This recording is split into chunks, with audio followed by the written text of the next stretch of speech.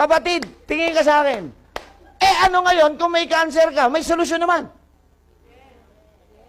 Lagi ko ito sinasabi in my health forum.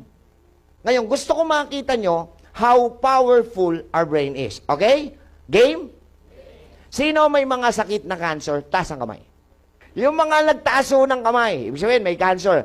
Okay, pakinggan nyo ha. Ang makaka-attest sa kwentong ito, walang iba kundi yung kapamilya o yung nag-aalaga mismo sa pasyente.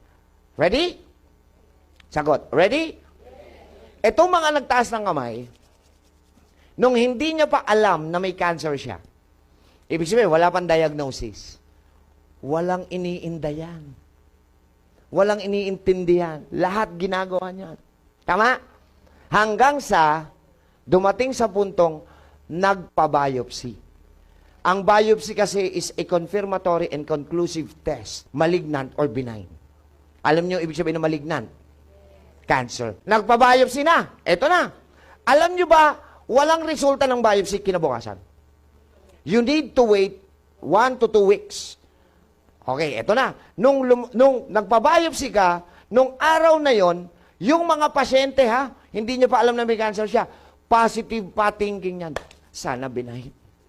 Sana negative. Tama ba? Eto na. Dumating ang araw ng paghuhukom. Lumabas ang resulta. Isa lang ang, tingnan nyo kung gaano ka-powerful yung brain ha. Isang word lang ang lumabas doon sa biopsy result. Anong word? Malignant. Tingnan mo ha, kahapon, sana benign.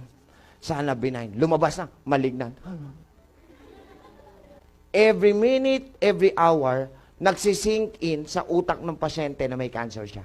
Hanggang sa lahat ng mararamdaman niya, i-connect niya na kay cancer.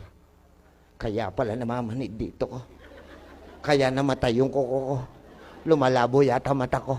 Nangihina tuhod ko. Yayayain na ng pamilya, halika na, kain na tayo. Wala akong gana. Bakit? May cancer ako. Totoo hindi? Tapos, ba't di ka mapagkatulog? May cancer ako. Alam niyo kinamatay? Gutom at puyat.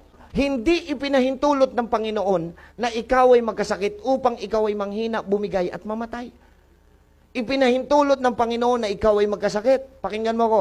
Yes, the Lord allows it to happen.